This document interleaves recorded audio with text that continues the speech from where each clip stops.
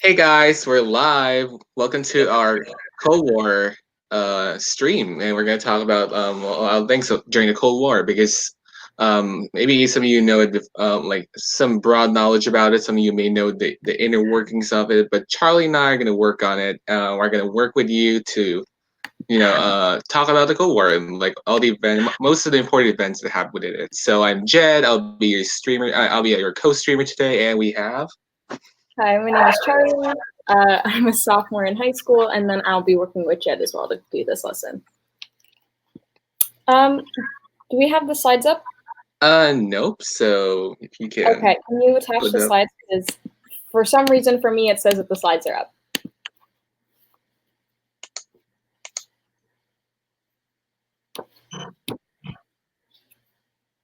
Oh, so hey, Sir Debbie, see in the chat. So while you're waiting, if anyone has any general questions that they'd want to drop in the chat that we can maybe answer as we go along, or drop them in the chat or in the ask a question box below as we try to get the slides onto the screen. Also, Tanya did post in the chat 9 days ago because it was like scheduled last week, but she posted a Quizlet in vocab terms. So if you want like some specific words or historical terms you want to use for your AP test, use that list. It's handy dandy. I checked out.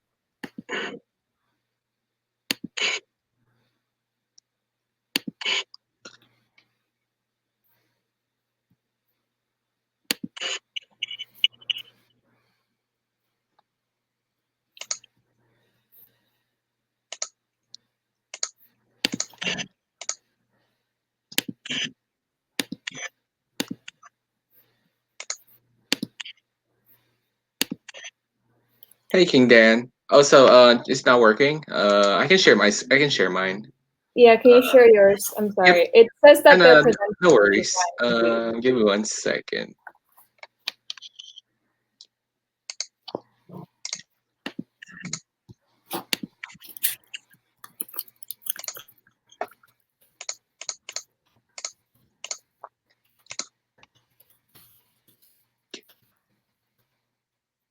I see. It's not. Is it on screen?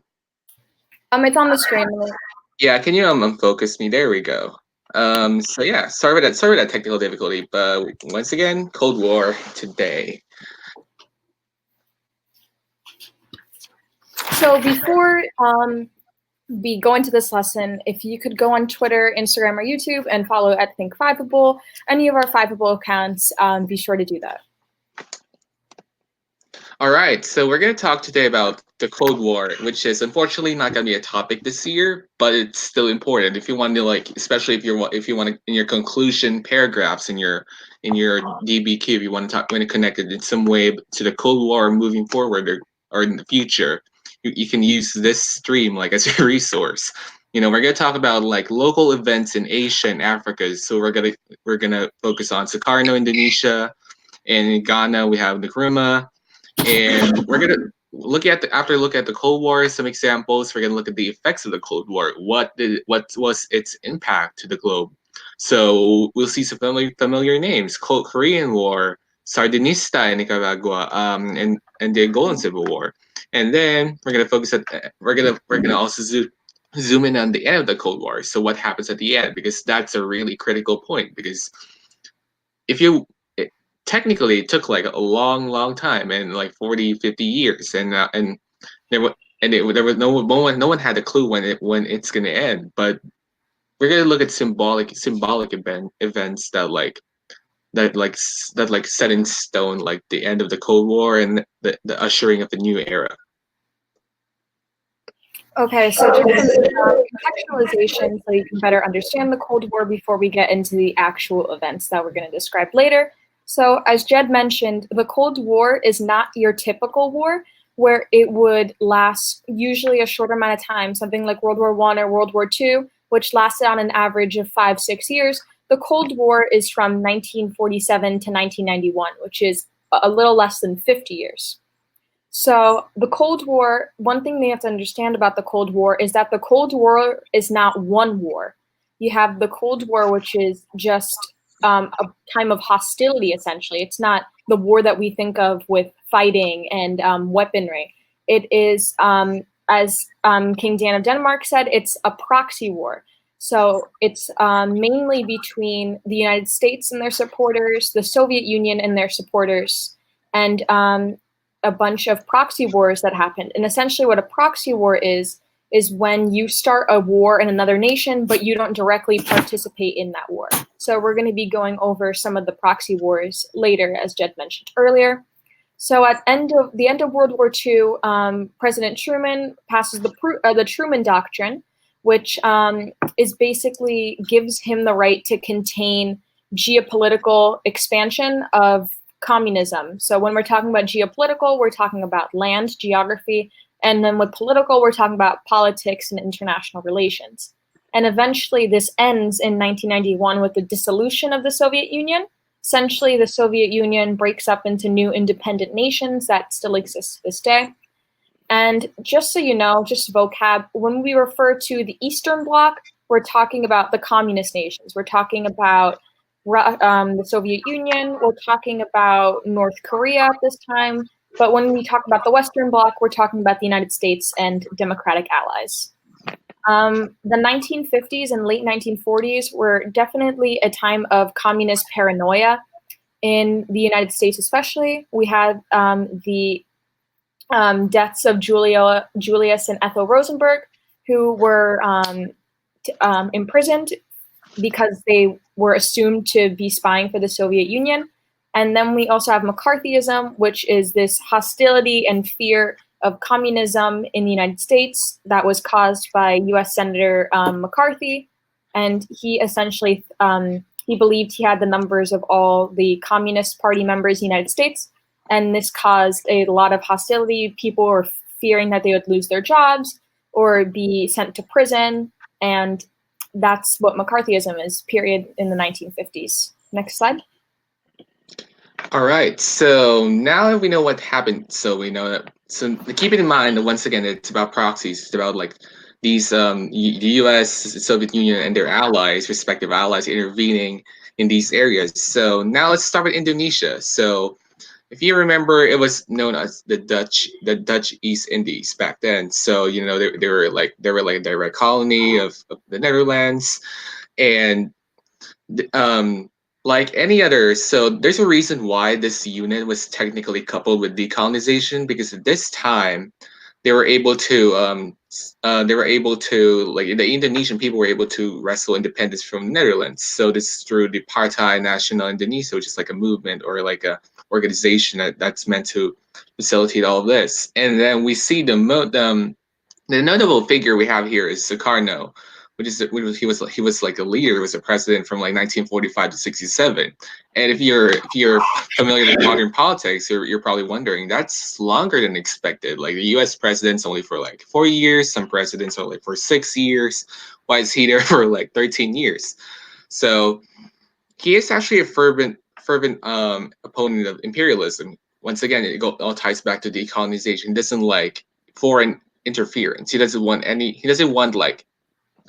like anyone other than his people, like foreign especially the Europeans, to like just call the shots, to just control like the country, because like their history, they've been exporting a lot of goods and manufactured goods. So they already know like all the abuses that's been done to them and all that. And so as a result, he opposed capitalism, which is something that you would at this time, or even before this time, you would associate with imperialism. And he was influenced by Marxism, which makes sense politically and geographically, because it has some ties, like in trading with the Chinese, with the Vietnamese. So like all these local influences. So it's like a so like a brief segue. It's like once again, it's why like there's this thing called domino theory, where the U.S. was afraid that if this one state close to another state falls to communism, then the other will fall too, because these have like strong ties. So Sukarno had that, and he was influenced by Marxism. So during this time, he technically like he was one of those like who orchestrated like the mass killings of 1965 to 66 because to call like political dissidents like opponents in within the Communist Party, like ethnic certain ethnic groups, certain ethnic minorities. We see even like just certain age groups. We see like people that they wouldn't consider like the elderly, they wouldn't consider like useful to the government. And eventually he gets under he at this time he gets under house arrest, and because these mass killings trigger like upheavals. These people are like eventually they rise up, like think of like Hong Kong today, so they eventually like rise up and think of like and eventually he realizes, oh well, too late, and he goes under house arrest at this time. All right. So the next leader is Kwame Nkrumah. You might know just a little bit of Ghana if you covered it before you left for break. Ghana is one of the first, if not the first, African nation to gain independence. They gained independence from Britain in 1957. And in 1957, they need a leader because there's no more British rule. And at this point in time, Kwame Nkrumah is actually in prison. But he's in prison and he gets elected as Prime Minister of Ghana, which at this point in time is still known as the Gold Coast. So he's elected as the first president of a nation in prison. Because he's elected, he is released from prison, and he becomes the leader of Ghana for quite a bit of time. During his time as president, he is given the Lenin Peace Prize. And just with that, just the name, having Lenin in the name, we can show that he had some type of connection and he had some type of solidarity with the Soviet Union during this time. During his rule, which was rather long, he was declared president for life. He had a one-party state where he chose his rulers who worked for his government, and he had most of the power, and he was going to be president for the rest of his life because of how the government had changed after independence from Britain.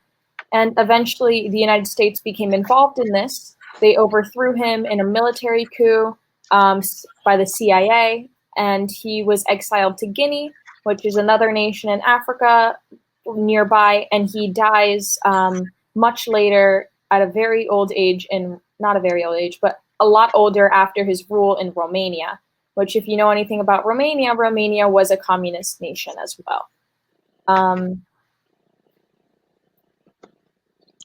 So yeah, so I know there's a lot more movements out there, but those were like the key ones that we want to touch on based on like what you based on like trends. You can see there's like there's like anti-imperialist sentiments. We see the rise of dictatorships. We see leaders getting replaced. So now we're gonna move on to with the help of like either foreign intervention or indirect foreign intervention. So now we're moving on to the effects of the Cold War.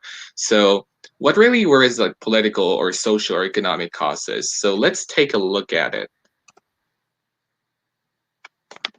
Okay, so the Korean War was one of them because it's one of the most famous examples. So you probably heard of Korea or Vietnam. So one of the two or both. So this one was between 1950 to 53. So it's technically like if you think in perspective, it was not after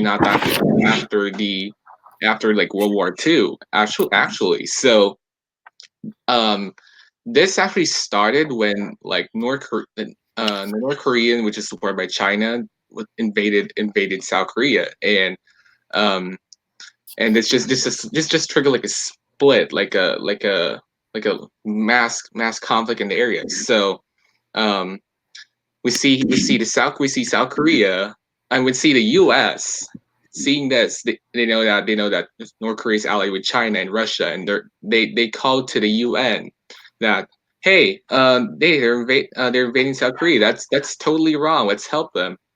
And then obviously the other reason behind that is to expand, like they try to prevent expanded communism, but this was actually like a good excuse, not excuse, but a good reason for a good justification for the UN to intervene.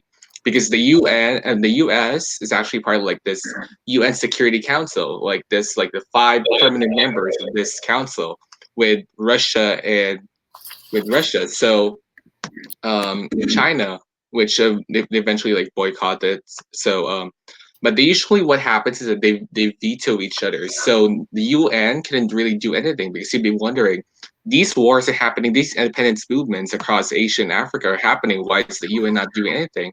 That's because the US and Russia are like and constantly vetoing each other. They're trying to like override each other. So like votes. So nothing really happens eventually. So now they have a good excuse. And at this time, China boycotted and not boycotted, but like they did not like they were not this time like voting, like actually voting, like they're viewing. So the U.S. was able to convince the UN to intervene like with peacekeeping forces. And this is just a long conflict. So you probably watch like documentaries or movies from like a U.S. perspective, like with like General MacArthur.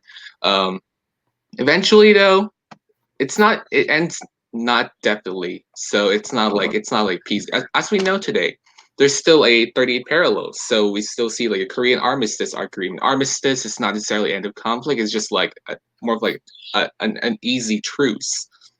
And we also see now they're separate nations. Korea was one, like it was united for like centuries and centuries and centuries. If you look at history, like there's like the Silla Empire, like they're like one entity. Now they've been separated by this one line and a demilitarized zone, a DMZ, as we still know today, which is interesting because we've been getting press about Kim Jong Un now. So the Angolan Civil War, this is one of our examples in Africa. Angola is a nation in southern Africa that used to be ruled by the Portuguese. So the Angolan Civil War is from 1975 to 2002, and it's, again, one of those longer ones, more than 25 years long, and it ended in the 21st century. So some of you guys may have actually been alive for part of this war.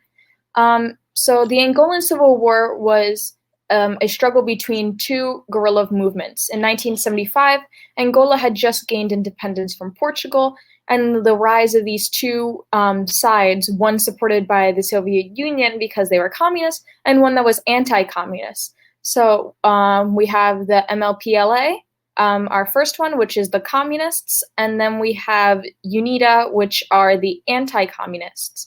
And at this time, we just have fighting between these two. It is a guerrilla war, again, use of different types of weapons, different types of technological innovations and weapons as well during this war. And at the same time, we have an independence movement happening in a region known as Cabinda. So if you've never heard of it, it makes sense as Cabinda is not a nation. So the independence movement was not as successful. But there was an independence movement there at the same time as the Civil War was happening. So it added a lot more struggle, made the country a little more unbalanced during this time as well, to have an independence movement and then a civil war between one group that was supported by the Soviet Union and then the anti-communists. So eventually UNITA, which are the anti-communists, win the war, and their new president is this man named Jonas Savimbi. He's the leader of the UNITA at the end of it, and he is successful, and he becomes president. So once the war ends, he had many assassination attempts attempted to him during the time. Someone does shoot him and one of his workers that he's working with. So he dies.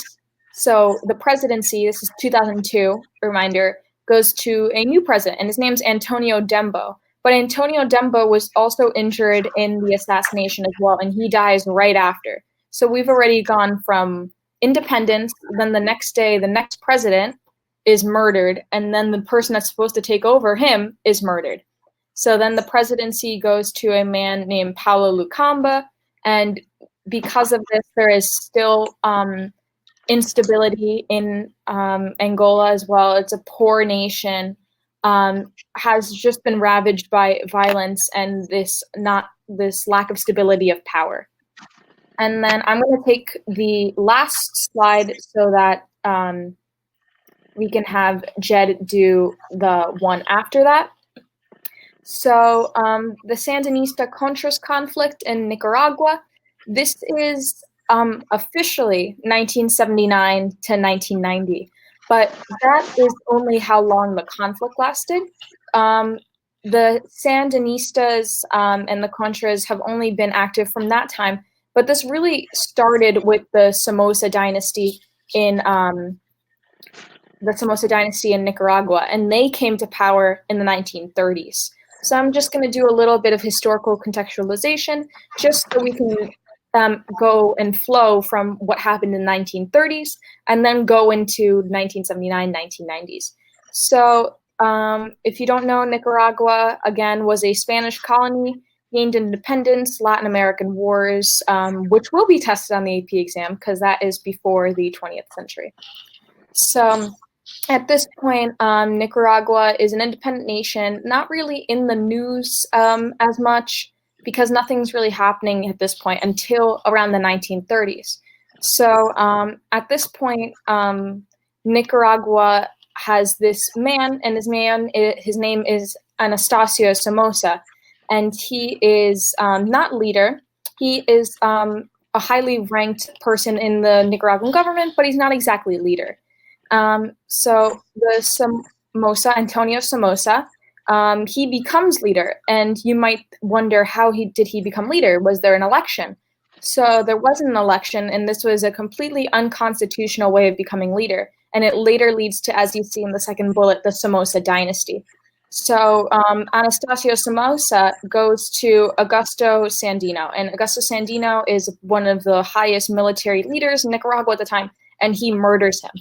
So because he murders him, this country is in a point of political instability, military instability, and because of this, he has the ability to change the constitution, and it starts the beginning of a military dynasty, a political dynasty in Nicaragua. And it's definitely marked by corruption and family dictatorship. He got rid of people that weren't related to him, people that he didn't know personally in political offices, political positions, and he removed them and he replaced them with his own family. And this is a dynasty going on for many, many years, 43 years, and it's going on from 1936 to 1979. And in 1979, the dynasty is overthrown. So again, you're gonna go from political instability, but with a dynasty, and now people, this dynasty's gone, and they don't really know how to deal with it. They haven't had a president, a democratic ruler of some sort since 1936. So this is a completely new feeling. And when drastic changes are made to nations, and we saw that a lot earlier with the other events, like independence, when we were talking about Ghana, when there are rapid changes made to a government, you either have to rapidly transition or something will happen. And in all of these cases that we mentioned today, something has happened and they have led to a proxy war. So Nicaragua has these two sides, opposing sides in this war. We have the Contras, which are supported by the United States, and then we have the Sandinistas, which are communist. And eventually, this is another war that happens in Nicaragua, a very long time, as you can see as well. It's longer than our average civil, not exactly civil war, but longer than our average war. Even though all of these wars tend to be on the longer side, all of the Cold War proxy wars, if you've seen, they've all been longer than 15 years so far. So this is a war almost entirely exclusive to rural parts of the country. So you won't see as much fighting in urban areas, places like the capital, like Managua. You won't see as much fighting as you would in northern rural parts of the country. And this leads to a lot of people from Nicaragua leaving. And there is a large amount of Nicaraguans in Miami, for example, parts of Florida. And that's why we have a large Nicaraguan population in the United States. Eventually, this proxy war does end, and the Contras win with the support of the United States, even though the United States never directly fought in this war as well, the definition of a proxy war. And Nicaragua is still unstable as a result of these wars. As you can see, most of these nations are not the most politically stable, just because a lot of these wars were more recent in history. When we look at the Korean War, South Korea used to be one of the poorest nations in the world. in the 50s as a result of the Korean War, but there was a major economic boom that you probably did not study because of the situation we're in. But there's a massive economic boom happening in East Asia in the 1980s, and a lot of these places that used to be poorer, places like Japan or Hong Kong or China, are making a lot of technological developments, and they become a lot wealthier. So that might be the only exception. Korea has a massive transition, South Korea has a massive transition after this to a strong economy, and South Korea is pretty highly ranked nowadays when it has to do with stuff like GDP, gross domestic product. So that's just a brief review of all of those before we get into something that might take a bit of time. And this is just for you to practice your documents, since this year is a five document DBQ. There's going to be a DBQ after we summarize the end of the Cold War. So yeah, touching on King Dan's actually question, like Charlie did a good job touching on it actually. So so it did, like as Charlie mentioned, for most cases it led to more conflict. So we see divisions, we see political divisions from like one nation to like two separate ones. We see a unity, let's say Vietnam, but led to like an authoritarian or like a dictatorship, which is not good at all. So it technically there was still, so like common words you would hear like revolution, but like independence movements, civil war, like there's like a dictator, there's like a central figure, there's like political vacuums. Once again, assassinations. We see people being exiled. We see people being murdered. We see people like these like in this the interference actually once again. At first, it sounds good, like oh we'll help the U.S. or U.S. and U.S. be like oh we're helping them out. We're just we're making them more united. We're just getting rid of the enemy or the what's making things chaotic over here. But in reality, for the most cases, if you're talking politics, it actually goes the other way around. And economically, though, there are once again some exceptions, like South Korea. Once again, there's like economic boom. So for the most case, it only worsens things because wars are costly, like weapons are costly. So and like the damage to infrastructure is costly. So in the long run, it's really more of a loss than a gain. Socially, there's like some new groups that rise. So like we see more like leaders that like cater to women or like underrepresented groups at this time. So that's probably a gain. But for on the other side, there are also groups that were targeted, like in the mass killings, going back to Sukarno's Indonesia, for example, or like the ethnic cleansings and like or just it's like continuity of like the genocides and like mass atrocities back once again in like since the 1900s, starting with Armenia. Now we see more today, like in the Tutsis and like Rwandan genocide. We see more of that. And while it's not directly connected maybe to the Cold War, but like the local interference in the region, so like by European powers, by US, by Russia, gave rise, like through chaos, gave rise to these leaders that condoned that. So it's just important to like make all these connections. And something that I want to add, I'm sorry if the microphone sounds so weird. Something that I want to add on to that is that I recently did a stream on this, on mass atrocities of the 1900s, after the 1900s. So stuff like you mentioned, where it is Armenia, Rwanda with the Tutsi and the Hutu.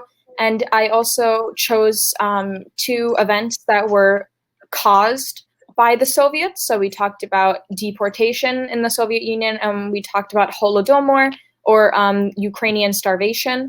So you can definitely check out that stream. It will be archived, and it will be on the Five People website. And if you just look for me, or if you look for anything that has to do with mass atrocities and anything after 1900, you will most likely find it. And it really relates well, those two events specifically, to this. There you go. Yeah. So if you're really interested, we have a lot of resources for you, especially analyzing the like the implications of these the Cold War or just any other like significant like world war to like local minorities, local groups. So we want to check it out. So moving forward, we're talking about the end of the Cold War now. So once again, it's taking a while, like 40, 50 years, and it's gonna end in 1989 because there's this like obviously at some point throughout the Cold War, there were like attempts by local like the satellite nations. So when the Soviet Union absorbed the Eastern Bloc and made him part of the USSR, some nations did attempt to revolt against the Soviets, but they were squashed at this time. They were they were so they may not be mentioned like sporadically throughout the duration of the Cold War, but by this time, there were actually like a set of like revolutions. There were like a couple revolutions. Like this is like the peak, like a peak time. Like yeah,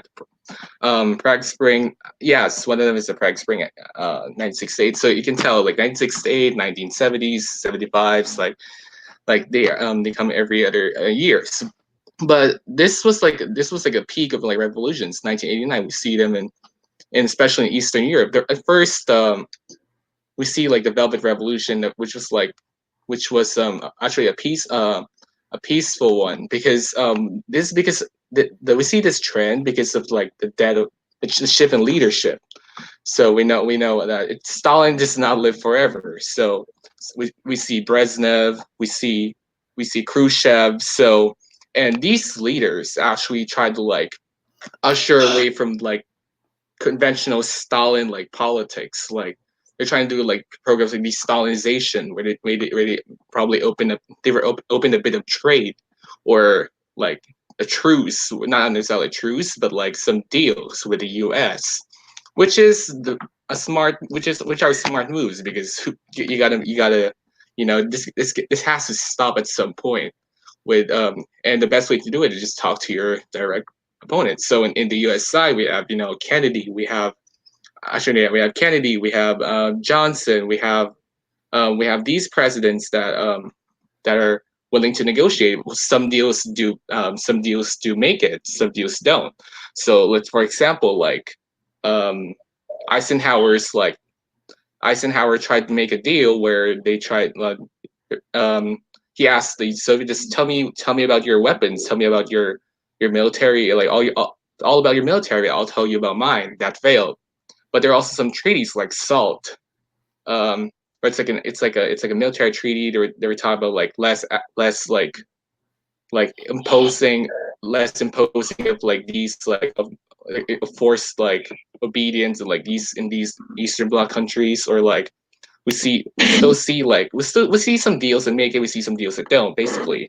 So let's go back to like contextualization. So after World War II, Germany was so remember after war there's usually like deals and like what the winners like take bounty and all that, like similar to how the Treaty of Versailles worked. So after World War II, Germany was divided to 4 zones, and it was divided between the U.S., France, and Great Britain, the Soviet Union. And eventually, these 3 zones, 3 of them gets united as one. Go figure why? Because U.S., France, Great Britain are your allies, not only World War II, but just in like ideologically speaking. Because remember, it's capitalism versus communism, capitalist democracies versus communist dictatorships. So eventually, this is where we see the rise of the Berlin Wall. So um, like between this is like the symbol of like the Iron Curtain that Churchill mentioned, like the West and East West and East, first of all, West and East Germany, but then Western Eastern Europe. And we see once again Germany separated to 2 parts. So communist East Germany, which is that one zone, administrative zone by the Soviet Union, and we have West Germany, which is by the former 3 zones by U.S., France, and Great Britain. And then, give me 1 second to see that. And eventually, it was reunified. So this is where we see the fall of the Berlin Wall. If you look it up, like you look at documentaries about it, it's really interesting. So this was after like So this was during the time of like the revolutions. There was a time like during that where we see like the favor is getting to like the U.S. side, because we see here that successful revolution. We see like we see more openness in like policies, and we see more openness basically. So we see more like we can see more that like the public perception of Russia as Soviet Union is like they're the bad guys. So by the time that the Cold War ends, we see the fall of the Berlin Wall, which is like the greatest symbol of the Cold War. So, and Germany's reunified this time. So, yeah, there you go. Charlie, can you take the next one? Sorry, I have to go somewhere. Yeah. So when we talk about dissolution, we're talking about the splitting of something. With the dissolution of the Soviet Union, as you can see on this map, we have one extremely large country, the Soviet Union, going into 15 smaller yet still substantially large nations. So when we think of the Soviet Union, we automatically think of, I feel like we just think of Russia. In reality, the Soviet Union, there's a lot of other nations involved in that. We have countries like Estonia, Lithuania, Latvia, Belarus, Ukraine, just ones I'm coming up with my mind. Those are the European countries only. And then we have countries that are Asian, countries that might speak languages that aren't written with the Cyrillic script, something like Georgian or Armenian or Azeri in Azerbaijan. So the Soviet Union is a place of a lot of ethnic diversity. And that's just something I want to highlight, because when we think of Soviets, we think of Russians, when in reality, there's 15 nations with people with different languages and a substantial Muslim population in a lot of these nations as well. So in 1991, the Soviet Union dissolves. It separates into these 15 countries that now exist today, these 15 separate nations that are all independent and all have their own rulers now. So this is during the presidency of Mikhail Gorbachev, and he tried to enact a lot of new things in this country. It becomes a little less restrictive than it used to be in previous history. We have new political ideologies, things like glasnost and perestroika, which allows for a bit more freedom for the Soviets. So after the Soviet Union separates into its 15 independent republics, they create an organization called the Commonwealth of Independent States. And this Commonwealth, all the different nations that were just from the Soviet Union, they combined, even though they were independent, to work together to improve the life and the status of people that used to live in the Soviet Union. Almost like when we think of the United States with NATO, the North American Trade Organization, I believe, except that's for trade and that lowers tariffs. But this as well is improving the quality of life and making it easier for people who used to be part of the Soviet Union to interact and live healthy lives. So the dissolution of the Soviet Union is what officially ends the Cold War. So the Cold War is this incredibly long war, and it finally ends in 1991 with the dissolution of the Soviet Union. And yeah, the North Atlantic Treaty Organization. I have no idea why I forgot that. I'm sorry that I said North America. The Warsaw Pact as well, we can mention as well. And then as a result of this, we have the end of communist governments in, I believe, all of these nations as well. They don't all become republics, and they might become different levels of democracy. Countries like Turkmenistan, which is number 13, is not necessarily known for its human rights. Nations like Belarus has had the same president for about 20 years. So it shows that even though they are separate now, they are independent nations as a result of this. It doesn't mean that everything is going to go perfectly. Doesn't mean that everything is going to be a-okay. We saw this in Korea. We saw North Korea and South Korea. They're separated, but they're not exactly on friendship terms as of now. And as a result of that, South Korea, as I mentioned before, was incredibly poor. And it wasn't until the economic boom of the 1980s that Korea really became a power in Asia. So this map shows the previous Eastern Bloc. So this is the Eastern Bloc. When we refer to the Eastern Bloc, we're talking about communist nations, and we're also talking about nations that supported the Soviet Union, although they may not have been geographically located in the Soviet Union, places like Cuba, for example. So just something that's not included on the slides that I think is really interesting. In 1980 and 1984, there were massive people were not attending the Olympics those 2 years. Those were 2 Olympic years, 1980 and 1984. And one of those major reasons were people were not attending the Olympics. The Soviet Union invaded Afghanistan in 1979, and that led to a lot of debate around the world, especially about what the Soviet Union had the right to do, what they did not have the right to do. So just something that's interesting if you want to look that up, especially since this year was supposed to be an Olympic year. We don't have the Olympics this year, unfortunately, because of the current situation. But it's always interesting to look about previous Olympics. I actually do really enjoy talking about the Olympics quite a bit. So the Olympics are every 4 years. Summer Olympics are every 4 years, and then the Winter Olympics are every 4 years. So this year would have been in Tokyo, Japan, which is kind of cut in half from that map. But so wasn't there an attempted coup from diehard communists and Boris Yeltsin stopped it? I believe so. There were certain nations that did not participate in those 2 Olympics, and it was honestly quite a few nations. If you actually look at a map, if I could pull up a map, if we could pull up a map of nations, I do not believe I can pull up a map because the slides belong to Jed, but it's a large chunk of the world. When we're talking about a coup, we're talking about someone seizing the government. So usually coups are a coup d'etat, you might call them instead. That's like the full term of it, a little more Frenchified. When we're talking about a coup, we're talking about taking a government. And during this time, we see a lot of coups around the world. Mainly, we see a lot in South America. We see a coup in 1979 and 1973, I believe, in Uruguay. We see a lot of coups around the world, a lot of political instability. Jed, are you okay? I was going to ask you to go to the next slide. Yeah. Okay, sorry. Sorry about that. I just had to go somewhere real quick, but thank you for. Yeah, I mean, basically, the next slide is like, do you guys have any questions? Like, do you have any interesting insights? Like King Dan mentioned he mentioned a coup by Boris Yeltsin.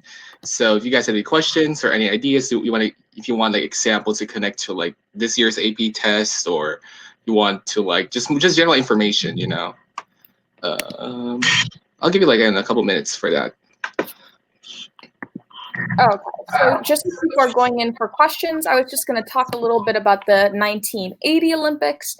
So the 1980 Summer Olympics were actually held in Moscow. So there was a major boycott of this, and the Olympics were boycotted by nations like China and Canada. And there was also another Olympic, people were avoiding going to the Olympics. But the United States also boycotted the 1980 Olympic Games because of the Soviet invasion of Afghanistan. Soviet Union invaded Afghanistan, as I said, in 1979. So a lot of nations, Argentina, Canada, United States, China, a large portion of Africa, Iran, Turkey, they boycotted the Summer Olympics.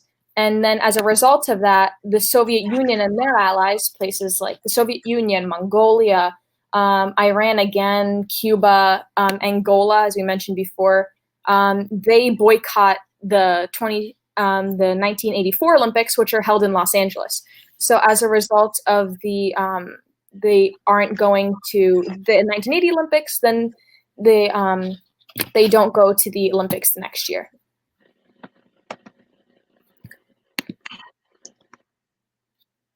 Okay, I see a question. Jed, you might be able to help me out on this one. So the College Board apparently released a lockdown browser. Do we need to download it in order to take the AP exam?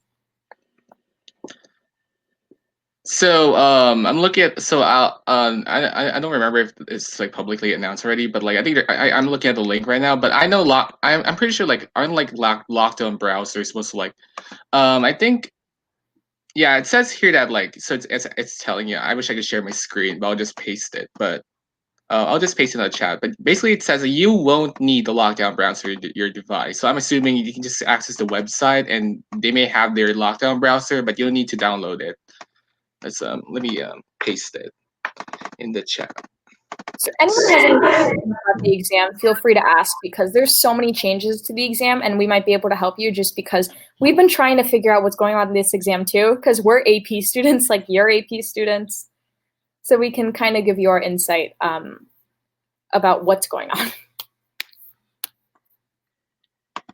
And yes, what I put in the chat is taken from the College Board like presentation or slash webinar. I'm not sure. I'm not sure if this was the one used in the webinar, but did they release the practice submission? They released a public guide. I know you should have gotten an email last night about like just walking through, but the actual practice submission is not until May 4th, I believe. Mm-hmm. Yeah, May 4th. Like I think yeah. So for now, they did how you mentioned already, like the video, like a simulation, like what's gonna happen, but it's not a practice test. It is just a walkthrough, so you know what it's gonna look like. That should have come to you in email yesterday. Again, if you don't have a College Board account, that might be an issue as to why you didn't get it. I can't think of any other reason why you wouldn't get it. Maybe if you're a freshman, you haven't created your College Board account yet.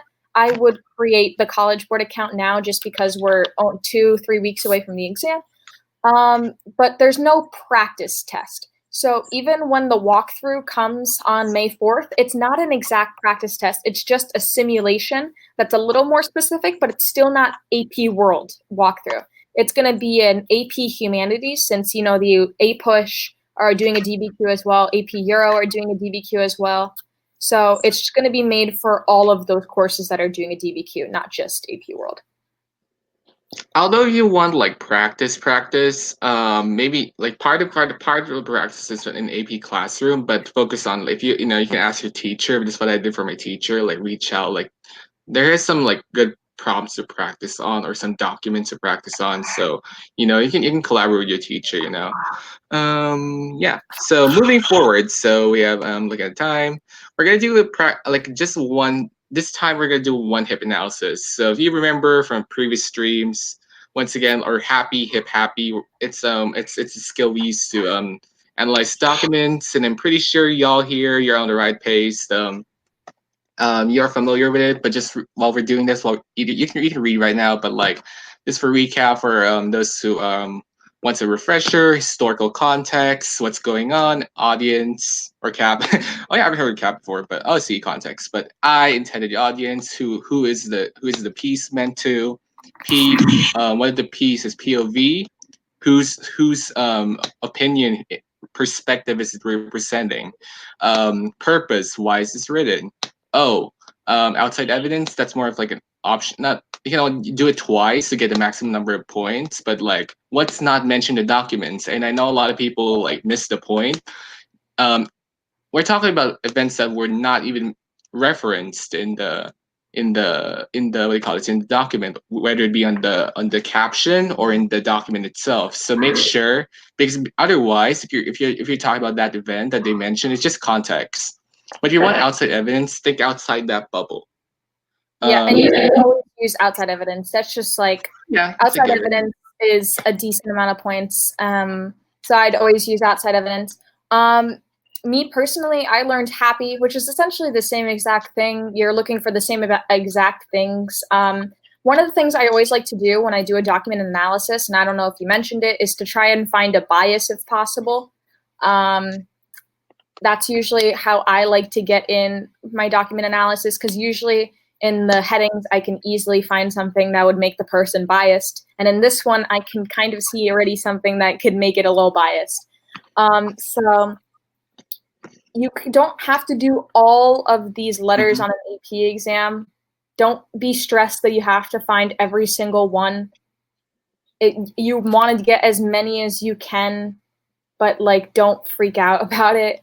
And remember this year, even all the other years, there's still a complexity point, which is something that you always want to think about, making your your writing strong, a strong level, because AP World is a college level course. So just something to keep in mind, especially since the DBQs are out of 10 this year. And one of your points is the complexity point. That's something that I would practice.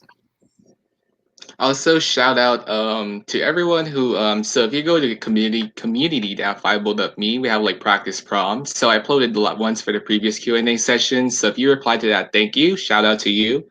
I did ask there once again. Charlie mentioned don't do all HIPP, but I'm hoping that if you did that practice, I'm hoping that by now like there should be like at least like your top 1 or 2 favorite like hip or happy components that you want, you prefer, or you find it easy, or you find it hard or difficult. So yeah, that's the hope of that activity. We're gonna do more of that as we get closer. So going back to the document, if you're not done reading, once again, I'll give you some more time on that. But I know some people are giving answers, so we'll wait for another minute.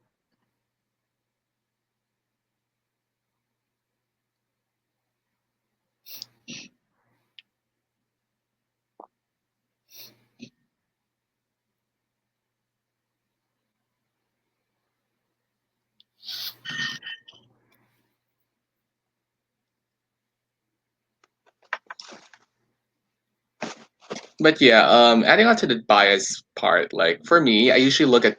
I'm not sure if it's more about bias. I mean, probably is. I would call it bias, but I look more at tone words, like charged words, like like when you're accusing someone, you use like really like extreme words, like, I mean, already I can name a couple in there, but like I'll wait for y'all. So let's see. Whoops. And yeah, King Dan did mention Yalta Conference. So yes, that's the one between Churchill, Stalin, and oh my God, I forgot it. Who's the third guy? I forgot. I should know this. But the big three, basically the big three of the World War II. Before even the Cold War. But you can talk about alliances for that. Yeah. Let's see. Now I'll go over answer. We can go over answers. So Nessa said historical context. Soviet Union created puppet governments in Eastern European countries, and Churchill called Iron Curtain good connection to the speech, and especially when you added like some actual quotes from the speech by Churchill, which is actually like explicitly referenced like briefly in the what do you call this, in the document. And you did say, yeah, that counts more as, yeah, it counts as context. So you can get you get the point. Let's see, Tanya. Point of view is the USSR. Yes. Purpose is to put down Britain in NATO after Iron Curtain speech. Yes. It's basically like what we call today is rhetoric. You know, we see we see Churchill throwing shade at so USSR, and now they're just clapping back. And outside evidence, anything for Iron Curtain speech. Yeah, but you can I was going to say something along those lines. So just by saying Iron Curtain speech itself won't count because it was already mentioned. But I wouldn't stick to like you can say that, and you can talk about more about like if you know more about that topic. I would add more in that, like more speeches against communism. So you can probably talk about more of some other countries like speech if you know of any. But maybe that will count, but don't explicitly say Iron Curtain speech. Let's see. Okay, yeah. Purpose, decrease Western European influence. Yes. So you can see here that he's obviously villainizing Mr. Churchill. He's saying he's pretending to be their friend, second paragraph. And you can tell, like, you can see part of his ideology at the end. Common people too. I can't see that. Give me a sec. Common people too have their opinions and their own politics. So he's saying that the U.S. is, or just the West in general is kind of taking that privilege away in their perspective. And you can see the first paragraph. He's justifying the reason why communism is working, especially like you can tell like even like in like once again the proxy wars or the conflicts. You see like the rise of dictatorships, the rise of like new powers, or like there's a civil war, there's power vacuums, and and for the most part, like those at the top are like communists, and they're citing that like success of like dictatorships like for like 5s and 10s of years um that they're citing that as being successful. That going against capitalism is working because, especially like remember World War One, Great Depression area. This is where people are like, dang, businesses aren't just it. Like businesses won't feed us every day, and we see more of this distrust moving forward from World War Two, and then I mean afterwards, and then in the Cold War. So he was supporting he was supporting communism because remember speaker, look at the captions. So you might some of you don't get thrown up just because you see Mr. Churchill doesn't mean, oh, that's Churchill's speech. So if you don't don't skim through like even the minute, I mean not minute details, but like the caption, it's at least the caption or the background information. No, you're not gonna fail, Tanya. um, let's see. Going back to the second paragraph, we're talking about POV. Yeah. Last sentence, or if I'm reading that right, it is the millions of what do you call this? It is the millions of these common people who voted Mr. Churchill, giving their votes to the Labour Party. They're calling them they call out of England. So out of England, so they're calling like they're supporting those who like didn't vote for them, like who are going against them locally. Like let's see, Mr. Zucker said resources in paragraphs. Oh yeah, Mr. Zucker is also like an awesome like teacher streamer we have here. So you definitely use that strategy. I mean that's one of the good one of the like I wish I knew that when I took the test. But yeah, usually first and last sentence, because think of it, think like a writer. You know, you want to hook the audience, and you either write the hook either in the beginning or the end. That's why if like imagine, just think of like you're in like a middle of like a revolution, and there's this leader like giving a speech, he's hyping everyone up. Like usually you see even in movies, like the last sentence just like makes them like shout and scream and like in pride. You know, if you like imagine all those like revolutionary films. So yeah.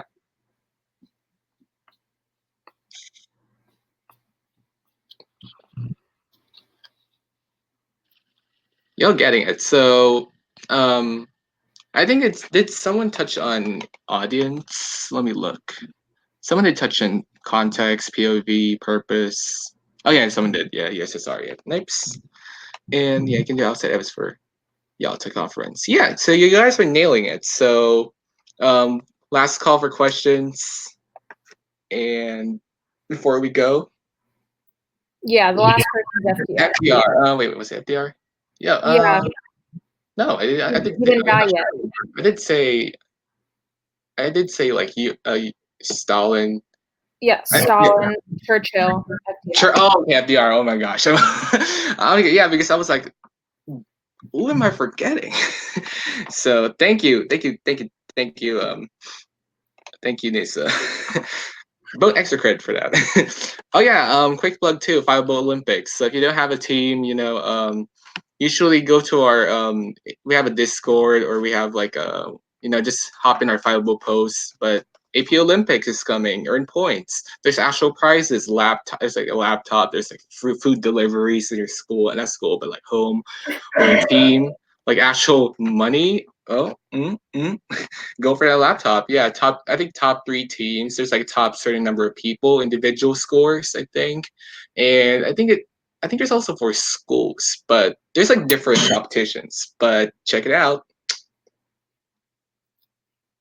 But yeah, any last things to say or anything to add on? All right, thank you guys for hanging around with us. You know, it may not be like some of you are wondering like Cold War. It's not in the AP test. Why am I supposed to learn this? It's really important, especially moving forward. If you're even if you're doing Euro or US history, it's gonna matter a lot next year. So, and it's just a really interesting to see how things unfold from across the world. It's like one of the most like global events that shaped world history. So, how did you get the delivery code again? Good question. We'll see. um, we'll see. So We're not Amanda, entirely with that. yeah, Amanda and the 5 team will be posting a blog at the end of this week, I think, on what's gonna happen, that specifics. So yeah, thank you guys. I'll give it to Charlie. So I guess that's the end of the stream because it doesn't seem like anyone else is gonna have questions. It was really great here to kind of just summarize this really quick, and I hope that all of you guys do well on the AP exam. And anything you want to say? I'm good. Yeah. So see you around, I guess.